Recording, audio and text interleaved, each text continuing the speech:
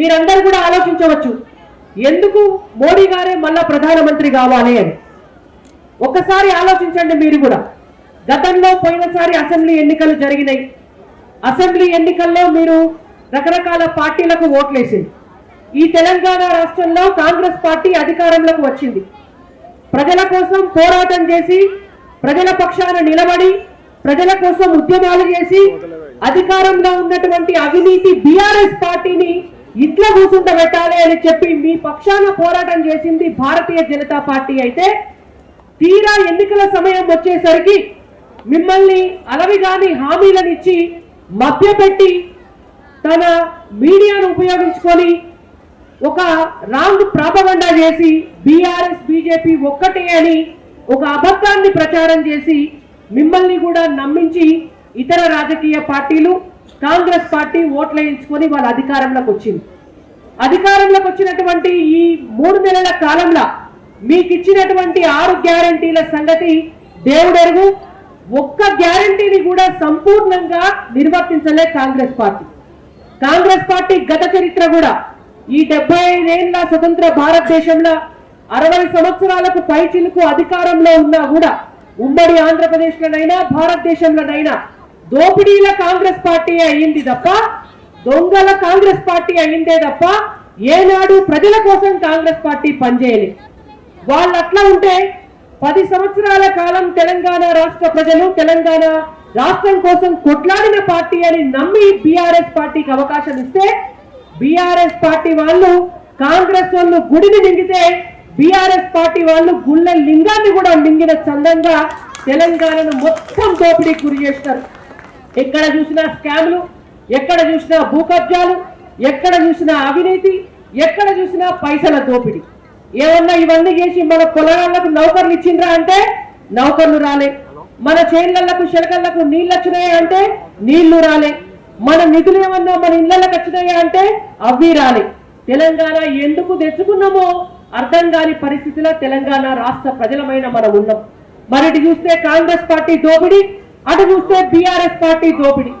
ఇవాళ భారతీయ జనతా పార్టీ ఒక్కటే గత 10 సంవత్సరాలుగా భారతదేశాన్ని ఏలుతున్నా కూడా ఒక్క అవినీతి మరక కూడా లేకుండా ఇవాళ దేశాన్ని అభివృద్ధి పదంలో తీసుకుపోతున్నటువంటి పార్టీ భారతీయ జనతా పార్టీ. కాబట్టి మీరందరూ కూడా భారతీయ జనతా పార్టీకి ఓటేయాలి, నరేంద్ర మోడీ గారిని ప్రధానమంత్రిని చేయాలి. మన ఊళ్ళల్లో గ్రామాలల్లో గ్రామ దేవతలను పెట్టుకుంటాం. మనం ఎందుకని పెట్టుకుంటాం?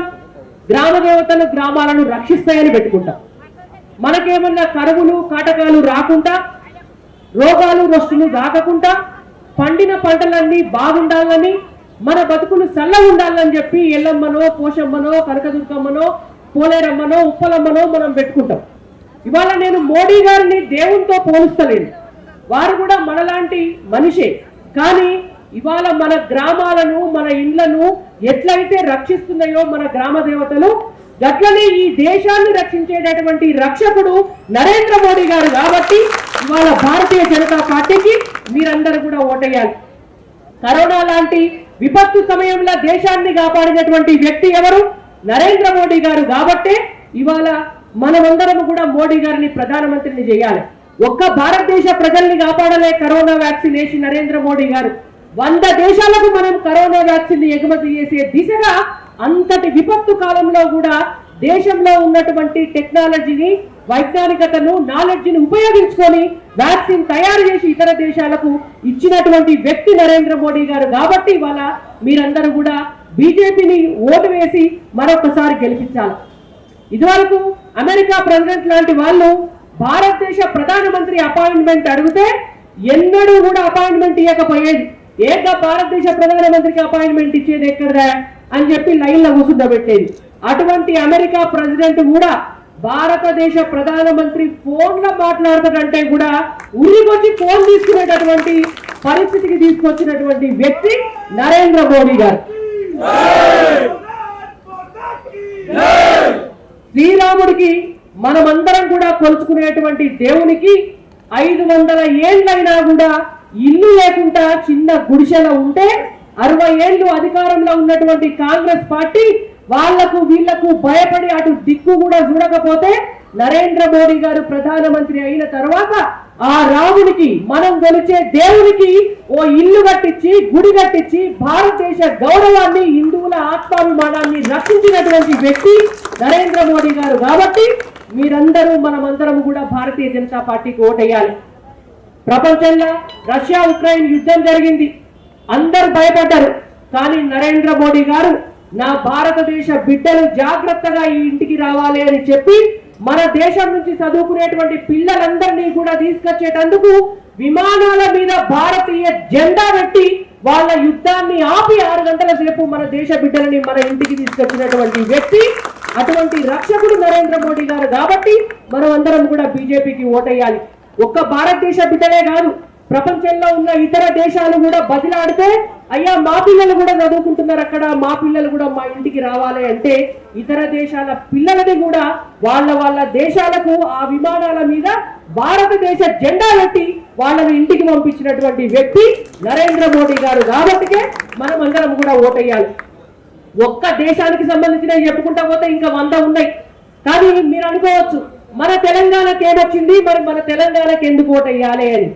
ఈ తెలంగాణలో మీరు 4 ఎంపీలను గెలిపించి ఇస్తే, ఈ తెలంగాణ ప్రజలు 4 ఎంపీ స్థానాలను గెలిపిస్తే తెలంగాణ రాష్ట్రానికి 9 లక్షల కోట్ల రూపాయలు తెచ్చినటువంటి పార్టీ బీజేపీ కాబట్టి, ఇచ్చిన వ్యక్తి నరేంద్ర మోడీ గారు కాబట్టి మనమందరం కూడా ఓటేయాలి.